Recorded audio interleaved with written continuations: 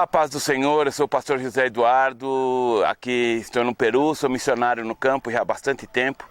E essa vai ser uma série de livros, meus livros, e também uma série de respostas quanto ao campo missionário, evangelismo e missões, tá? O objetivo é desmistificar a chamada missionária e explicar a verdadeira forma do que está acontecendo e a forma de como se envolver no campo missionário. Aí vamos às perguntas e vamos às apresentações. Que você possa participar nos links aí dos grupos do Messenger e do WhatsApp. Que Deus te abençoe.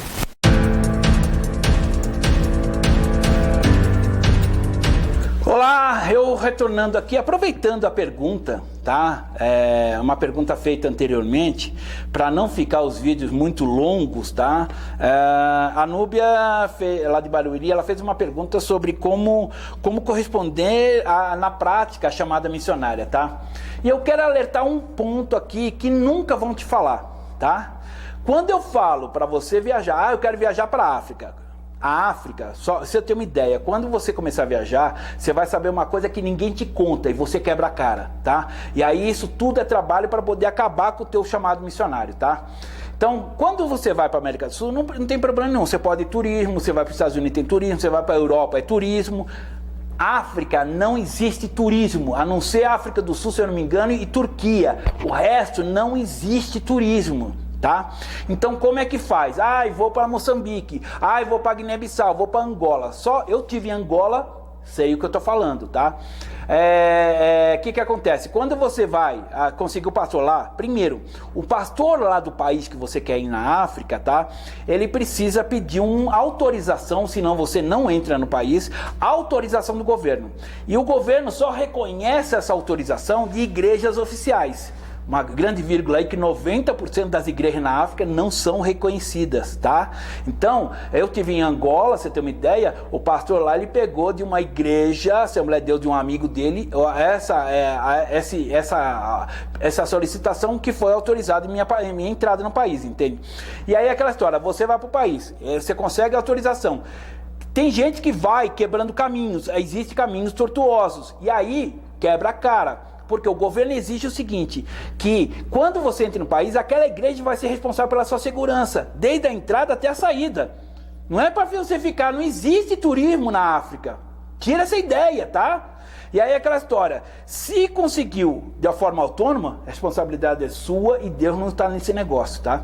Quando você pega uma igreja reconhecida, uma agência missionária que vai te levar lá, existem as taxas, e as taxas não é uma vez só. Por exemplo, em Angola teve 3 taxas, tá? 3 meses que eu fiquei foram 3 meses.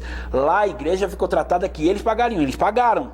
Só que foi um pastor comigo também, que aconteceu da Igreja Batista, e ele foi lá e não sabia das 3 taxas, achou que era uma taxa só. Ele é inteligente, ele é o cara, né?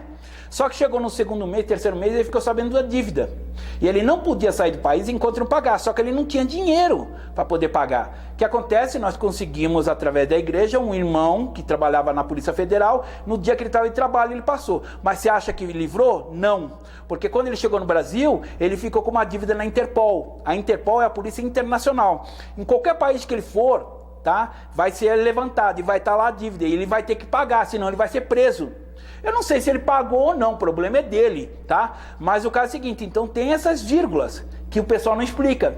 Então, eu aconselho o seguinte, na sua primeira experiência, visita países turísticos, mas vai, um conselho que eu te dou, quando você vai visitar o campo, vai com um brasileiro, porque além de o brasileiro saber dessas vírgulas, que ele não vai te enganar, tá? Ele vai colocar também alguns pontos, tá? Para você, vai explicar algumas coisas para você, para evitar o choque cultural. Como eu já falei em vídeos, o choque cultural de alimentação é muito forte, entende? Então, um exemplo, eu lembro que quando eu estava em Huancaio, veio o pessoal da igreja, que eu era sustentado pela agência missionária, e aí aquela história, cheguei com o irmão, o Ricardo, falei, Ricardo, vamos sair, vamos correr, Huancaio, corremos, aí eu cheguei para ele, você tá vendo essa titia? Titia é feita de milho, é um alimento muito natural. Você tá vendo que na panela aqui, tem a titia em tipo uma gelatina, que é o grosso. Daquela gelatina eles botam água para poder fazer o suco, que é uma delícia. Eu sou viciado aqui, é muito nutritivo, tá?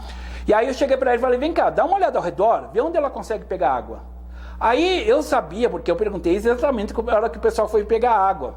Aí ele falou, Peraí, dá uma olhada. Eu não tô vendo. Onde? É no bar? Não, no bar eles não dão água. A não ser que você compre, e eles não vão comprar. Dá uma olhadinha naquela porta ali. O que é aquilo? Banheiro. Mas é no banheiro? Sim, é no banheiro que eles pegam água, tá? É do urina? Claro que não, claro que não. Eles pegam água, mas num lugar que não tem higiene, entende? Ai, que coisa, que me chocou e tudo mais, entende? Então, esse choque cultural, no banheiro também, lá nessa igreja que eu tava, tinha cheio de paninho pendurado. Aí é aquela história, ó, não toque nesse paninho. Mas por quê? Porque isso é banho de gato. Sabe o que é banho de gato no popular? É pegar o paninho, em vez de tomar banho, lugar muito frio, não é todo dia que você toma banho, e às vezes você nunca toma banho, ele molha aquele paninho e limpa as partes íntimas, para tirar o cheiro, entende? Então, ai, que coisa... Então, ou seja, um brasileiro sempre vai te mostrar a característica que ele já se chocou e vai evitar o choque para você tomar cuidado com certas coisas. Quando você vai com autóctone, ou seja, a pessoa que viveu no país, que é do país, vamos dizer, você vai com peruano, você vai com africano, para ele aquilo não é choque, aquilo é comum. E aí você vai quebrar a cara, vai usar e depois, não, você não precisa pegar isso não, depois que você usou. Então, ou seja, quebra a cara. Então, aconselho, quando você visitar o campo missionário, vá sempre com um brasileiro. E graças a Deus, brasileiro tem tudo quanto é canto do mundo, tá bom? Então, visita o campo missionário, visita o lugar, vá nessas agências, nesses lugares, para ajudar. Não querer fazer alguma coisa, porque da mesma maneira que eu falo sobre pegar a experiência com o seu pastor, vá para pegar a experiência com o missionário, para ver como ele trabalha, para Deus direcionar qual o campo que você mais se adapta, entendeu? Para você ter a primeira experiência, para você se preparar. Você tem uma ideia, a primeira vez que eu vim para o Peru, a primeira vez que eu entrei na Bolívia, não foi nem no Peru, eu achava que o espanhol era fácil.